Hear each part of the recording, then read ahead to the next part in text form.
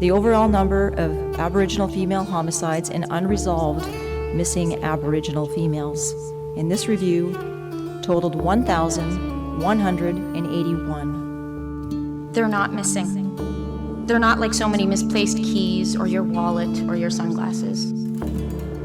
These women and girls were stolen.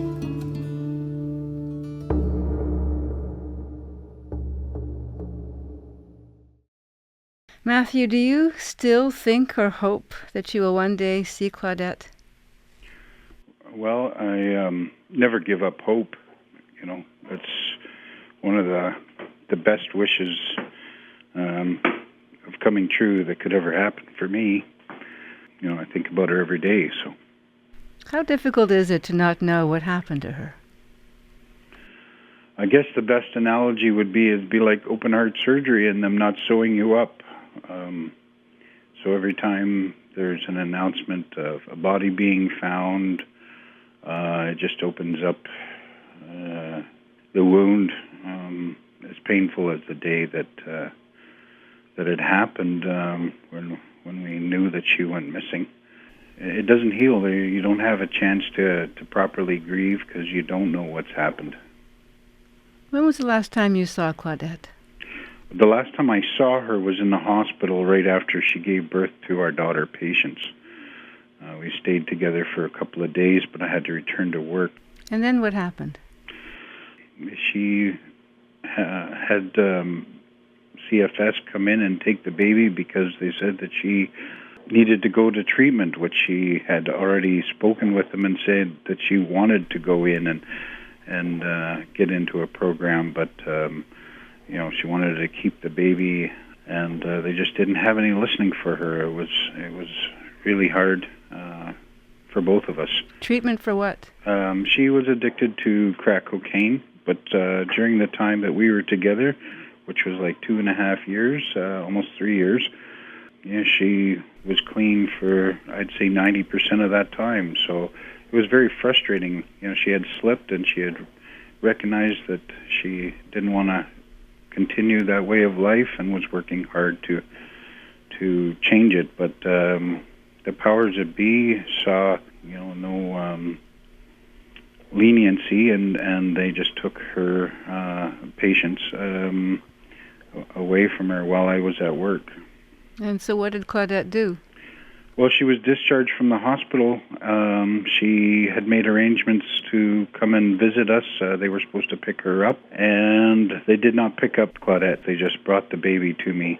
Right. And they did that twice in a row. And after that, she said, "I can't take this. I'm sorry, but I'm going to deal with it the only way I know how." And she slipped. What do you mean she slipped? Well, she went back to smoking. And so where was she last seen? Well, the last time anybody saw her was at the Lincoln Motor Hotel in Winnipeg, but we have traced her last whereabouts to Selkirk and King Street, where she used a payphone. Who did she call? I don't know. I mean, we had a conversation a few days before she vanished, which was very positive, and I'm so thankful for that. But what did she say in that conversation? Well, basically how much she wanted to be in our lives and to get back the way it was before, you know, when she was clean and we were all together. She was just a very loving mother and spouse, so I knew when she was saying that she meant it. She had an arrangement to go into intake to a recovery program like the Monday following the weekend that she vanished. So I know when she said things like that, she did them.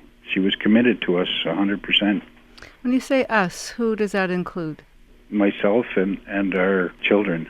You know, there's Isaiah, he's now 8, and Patience is 6.5. Layla, she's 9, and then her oldest boy, Dayton, who's 12. You know, Layla and Isaiah and Patience, we had together in our household. we had a very happy, loving home. It's very disturbing to think that it just got cut short the way it did. At what point did police get involved? Her sister got a message, and so she called me saying, "Have you heard from Claudette? Because I have this extremely disturbing message." And I said, "Well, whatever it is, take it to the police." And then she opened up a missing persons report. What was the message on her phone?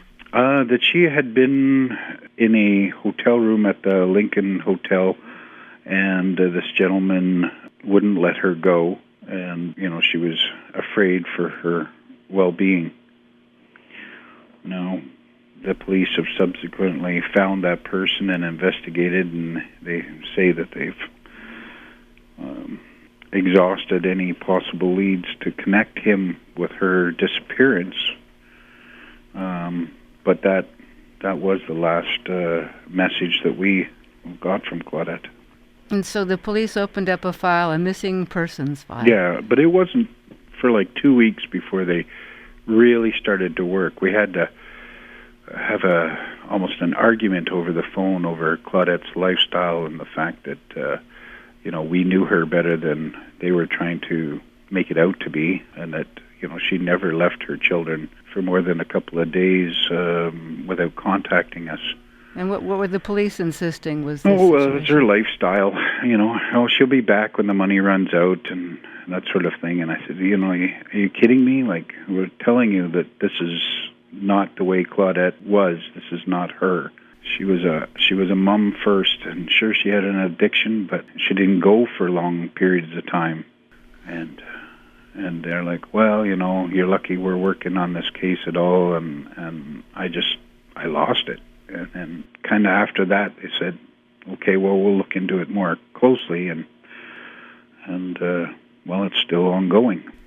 If they didn't start really prying into this for 2 weeks, do you think that some evidence was lost? Absolutely. The tape at the Lincoln Hotel had been taped over. This is a surveillance tape. Correct. There's 2 weeks of a trail gone cold is a pretty long time to go.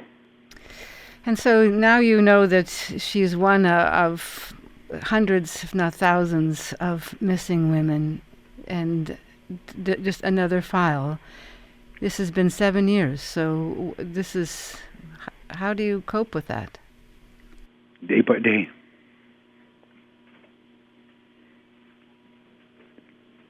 Yeah. It's not easy. I've tried to move forward, and it's very difficult when you don't know what's happened. Yeah. What do you say to the children? I usually say that if Mom could come home, she would. And the only thing I can think of is, some bad people have done something to her to have her not be able to come home. We talk about her every day. Yeah, her birthday is coming up in May, and we always make a cake and her favorite foods. The kids know pretty much all about her. I instilled what I know of their mom in them, so they know as much as they can, What's your best memory of Claudette?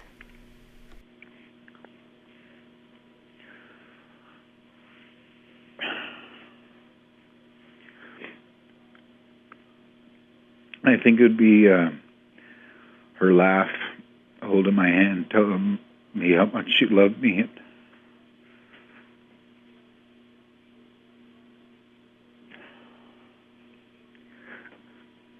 how happy she was.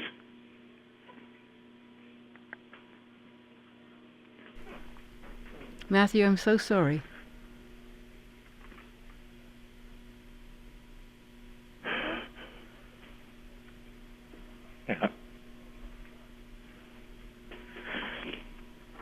Well, it's just,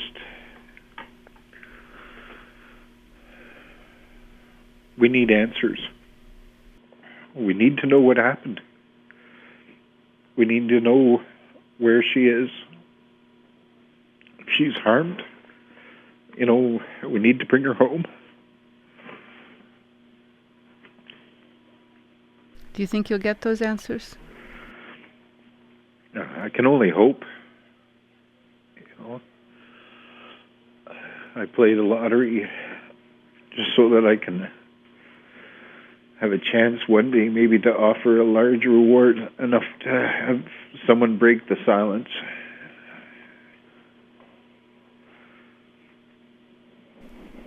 Matthew, I truly hope the silence is broken, not just for Claudette, but for so many other women. Absolutely. You can't imagine what these families are going through that have been affected by women going missing and being murdered.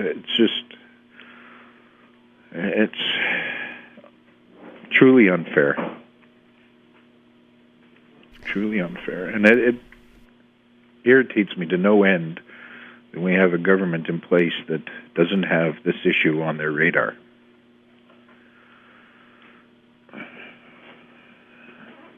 Thank you for putting this issue on the radar and for sharing your life and your story of Claudette with us. You're welcome. Bye, Matthew. Bye.